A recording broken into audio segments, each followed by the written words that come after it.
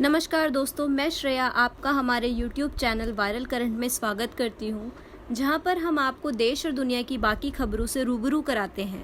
तो दोस्तों, आज मैं बात करना चाहूँगी नेटवर्क के बारे में।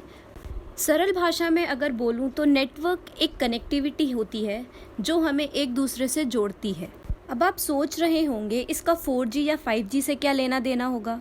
तो मैं आपको बता दूं, कनेक्टिविटी सिर्फ हमारे जानने वालों के बीच नहीं होती। आज के टाइम पे हम नेटवर्क की मदद से कहीं पर भी बैठ के किसी से भी कनेक्ट कर सकते हैं। एक नेटवर्क बहुत सारे computer, server, main frame, network devices का कलेक्शन होता है, जिसमें आम तौर पर डेटा शेयरिंग का काम होता है।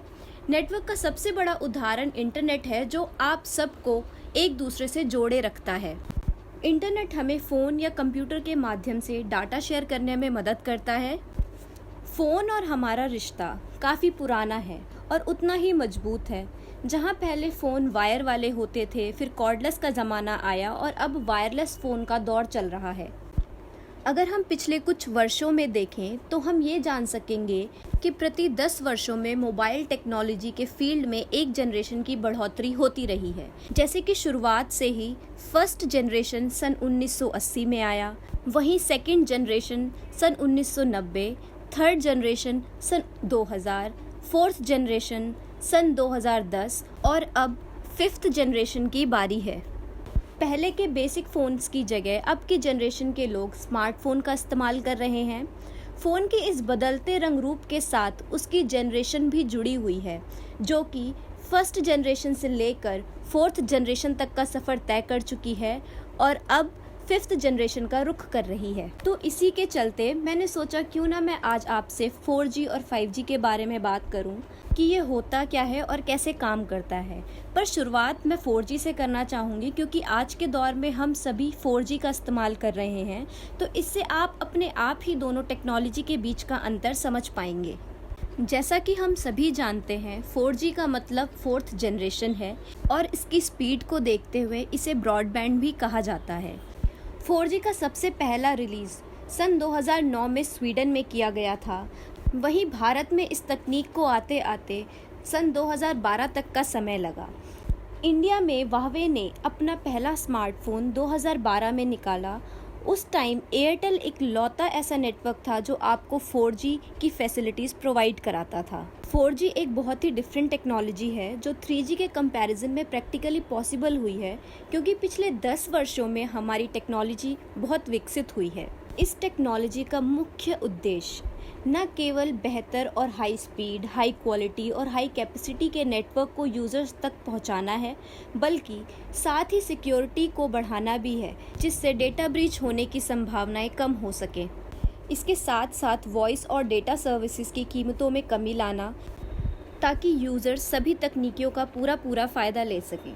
करंट एप्लीकेशंस जैसे mobile web access, IP telephony, gaming services, high definition mobile TV, video conferencing, 3D television और क्लाउड कंप्यूटिंग प्रमुख है। इन सभी में 4G का बहुत बड़ा हाथ है। अगर हम 4G के मुख्य स्टैंडर्ड्स की बात करें तो वो Vmax और LTE हैं। चलिए इन दोनों स्टैंडर्ड्स के बारे में कुछ अधिक जानते हैं।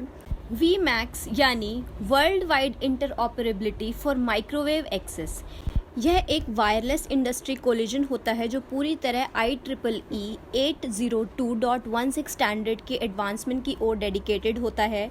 BWA यानी ब्रॉडबैंड वायरलेस एक्सेस नेटवर्क के लिए ये Vmax मोबाइल, नोमैडिक और फिक्स्ड वायरलेस एप्लीकेशंस को सपोर्ट करता है। इसका मुख्य उद्देश्य ज़्यादा डिवाइसेस को इसे इस्तेमाल करने के लिए कॉम्पैटिबल और इंटरऑपरेबल बनाना है। Vmax अपने कॉम्पिटिटर LTE के साथ कम्पीट कर रहा है। LTE मतलब लॉन्ग टर्म एवोल्यूशन।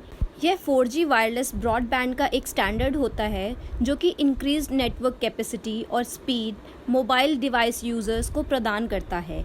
LTE ने बहुत सारे टेक्नोलॉजीज़ को इंट्रोड्यूस किया है दूसरे प्रीवियस सेलुलर सिस्टम की तुलना में। इससे LTE को आसानी से ऑपरेट होने में मदद मिलती है। ये टेक्नोलॉजीज़ हैं OFDM यानी orthogonal frequency division multiplex, MIMO यानी multiple input multiple output, SAE यानी system architecture evolution. 4G standards कुछ रिक्वायरमेंट सेट करती है मोबाइल नेटवर्क के लिए, जिसमें इंटरनेट प्रोटोकॉल इस्तेमाल करना डेटा ट्रैफिक के लिए और मिनिमम डेटा रेट्स का 100 Mbps होना अनिवार्य है। 4G टेक्नोलॉजी को बेहतर डिस्क्राइब करने के लिए उसे मैजिक के नाम से भी जाना जाता है, जहां पर मैजिक का मतलब होता है M का मतलब होता है मोबाइल मल्टीमीडिया, A का मतलब होता है एनी टाइम एनीवेयर, G का मतलब होता है ग्लोबल मोबिलिटी सपोर्ट, I का मतलब होता है इंटीग्रेटेड वायरलेस सोल्यूशन, C का मतलब होता है कस्टमाइज पर्सनल सर्विसेज। चलिए अब बात करते हैं 4G की लिमिटेशंस के बारे में। इसमें बैटरी यूज़ को इम्प्लीमेंट करना बहुत ही कठिन होता है, जिसके लिए काफ़ी एक्सपेंसिव और कॉम्प्लिकेटेड हार्डवेयर की ज़रूरत होती है नेक्स्ट जनरेशन नेटवर्क को इम्प्लीमेंट करने के लिए। इसे ऑपरेट करने के लिए काफ़ी एक्सपेंसिव इंफ्रास्ट्रक्चर की ज़रूरत होती है, जिसे कि एक्सेस पॉइंट और मेनली गेटवेज और राउटर्स में अवतीर्ण किया जाता है। 4G की डेटा रेट ऑप्टिमल होती है, लेकिन इसका मतलब ये नहीं कि वो सभी सर्विसेज के लिए बेस्ट हो। कुछ सर्विसेज केवल वाईफाई या 3G या GSM सेलुलर टेक्नोलॉजीज़ के लिए भी होते हैं आपके फ़ोन में। इस तकनीक में कई किस्म के कॉम्प्लेक्स हार्डवेयर का इस्तेमाल किया जाता है, इसमें ज़्यादा पावर यूसेज होती है और इसे इम्प्लीमेंट करना काफ़ी एक्सपेंसिव है। तो 4G के लिए बस इतना ही। अब चलते हैं 5G की तरफ। 5G को इस तरह सोचिए कि 4G नेटवर्क की स्पीड का 100 गुना। 4G की तरह ही 5G भी उसी मोबाइल नेटवर्किंग प्रिंसिपल पर आधारित है। 5वीं पीढ़ी की वायरलेस तकनीक अल्ट्रा लो लेटेंसी और मल्टी Gbps डेटा स्पीड पहुंचाने में सक्षम है। यह एक सॉफ्टवेयर आधारित नेटवर्क है जिसे वायरलेस नेटवर्क की स्पीड और कार्य क्षमता को बढ़ाने के लिए डेवलप किया गया है। यह तकनीक डेटा क्वालिटी को भी बढ़ाती है, जो वायरलेस नेटवर्क को ट्रांसमिट किया जा सकता है। वहीं 5G में डेटा को वायरलेस ब्रॉडबैंड कनेक्शन के माध्यम से लगभग 20 Gbps से भी ज़्यादा स्पीड में ट्रांसमिट किया जा सकता है। 5G में ज़्यादा बैंडविड्थ और एडवांस्ड एंटीना टेक्नोलॉजी होने के कारण इसमें ज़्यादा अमाउंट में डेटा को वायरलेस के माध्यम से ट्रांसमिट किया जाता है। यहाँ पर स्पीड, कैपेसिटी और लेटेंसी में इम्प्रूवमेंट के अलावा दूसरे नेटवर्क मैनेजमेंट फीचर्स भी प्रदान करती है, जिसमें कि मुख्य है नेटवर्क स्विचिंग, जो कि दूसरे मोबाइल ऑपरेटर्स को अलाउ करती है मल्टीपल वर्चुअल नेटवर्क क्रिएट करने के लिए, वो भी एक सिंगल फिजिकल 5G नेटवर्क में।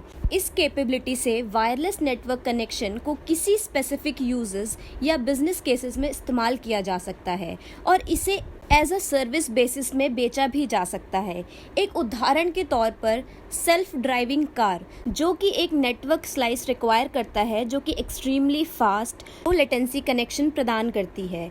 इससे एक व्हीकल रियल टाइम में नेविगेट कर सकती है। वहीं एक होम अप्लायंस को हम एक लोअर पावर स्लोअर कनेक्शन के माध्यम से कनेक्ट कर सकते हैं, क्योंकि इसमें हमें हाई परफॉर्मेंस की कोई ज़रूरत नहीं होती। इसके अलावा IoT मतलब इंटरनेट ऑफ थिंग्स में हम सिक्योर डेटा ओनली कनेक्शन का इस्तेमाल कर सकते हैं। 5G नेटवर्क और सर्विसेज को कई स्टेजेस में डिप्लॉय किया जाएगा।